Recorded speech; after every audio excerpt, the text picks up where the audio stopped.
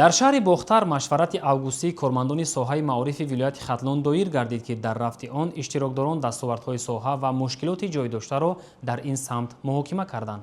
таъкид гардид, ки дар даврони соҳиби истиқлолӣ таҳти ғамхорӣ ва сиёсати маорифпарваронаи президенти ҷумҳурии Тоҷикистон пешвои миллат муҳтарам Эмомалӣ Раҳмон соҳаи маориф ҳамчун самти афзалиятдори сиёсати иҷтимоии давлат рушд намуда, сол то сол маблағгузорӣ ба соҳаи маориф дар вилояти Хатлон чун дигар шаҳру ноҳияҳои кишвар зиёд мегардад.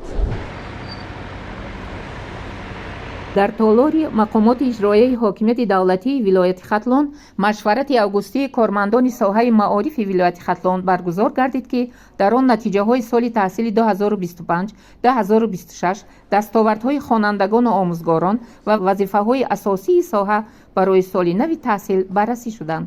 таъкид гардид, ки натиҷаи соли таҳсили гузашта дар самти иштироки хонандагон дар озмунҳо ва олимпиадаҳои ҷумҳуриявию байналмилалӣ назаррас буда, шумораи дастовардҳо нисбат ба солҳои қаблӣ афзоиш ёфтааст. яке аз дастовардҳои муҳим ба натиҷаи хатмкунандагони вилояти Хатлон дар озмуни ҷумҳуриявии аттестати аълои универсалӣ ва равиявӣ бо медалҳои тилло ва нуқра вобаста мебошад. имсол 37 нафар хатмкунандаи муассисаҳои таълимии вилоят бо гирифтани аттестатҳои аъло бо медалҳои тилло ва нуқра мушарраф гардида, вилояти Хатлон дар байни минтақаҳои кишвар мақоми аввалро соҳиб гардид. таъкид доштанд, ки ҳадафи ниҳоии рушди соҳаи маориф танҳо бунёди муассисаҳои таълимии замонавӣ ва таъмин бо таҷҳизоту технология нест, балки тарбияи инсони донишманд, соҳибкасб, худшинос, эҷодкор ва рақобатпазир мебошад. меъёри асосии фаъолияти ҳар як муассисаи таълимӣ бояд пеш аз ҳама сатҳи воқеии дониш, малака ва ҷаҳонбинии хонанда бошад. зикр гардид, ки дар олимпиадаҳои байналмилалӣ хонандагони вилояти Хатлон соҳиби 906 медал гардиданд, ки нисбат ба соли гузашта 460 адад зиёд мебошад. дар олимпиадаҳои фаннии ҷумҳуриявӣ бошад хонандагони вилоят 1167 медал ба даст оварданд, ки нисбат ба соли гузашта 367 медал зиёд аст. ҳамчунин аз бунёди муассисаҳои нави таълимӣ ва беҳтар гардидани инфрасохторҳои соҳаи маориф ёдовар шуда, таъкид рафт, ки фарогирии кӯдакон ба таҳсилоти томактабӣ дар вилоят ба 33% расидааст. аз афзоиши натиҷаҳои хонандагон дар озмуну олимпиадаҳои ҷумҳуриявӣ ва байналмилалӣ ёдовар гардид.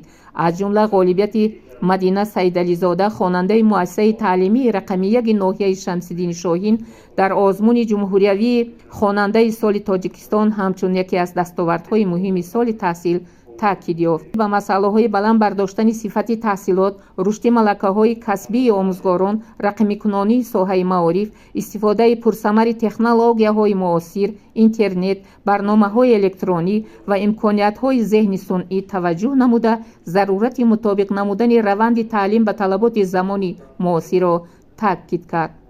дар машварат ҳамчунин аз фароҳам овардани шароити мусоиди таълиму тарбия, дастгирии омӯзгорони ҷавон, рушди муассисаҳои таълимӣ ва ҳавасмандгардонии хонандагони болаёқат ёдоварӣ гардиданд. дар идомаи машварат собиқадорони соҳаи маориф ва омӯзгорони фаъол баромад намуда, барои дастгирӣ ва фароҳам овардани шароити мусоиди фаъолияти омӯзгорон изҳори сипос намуданд.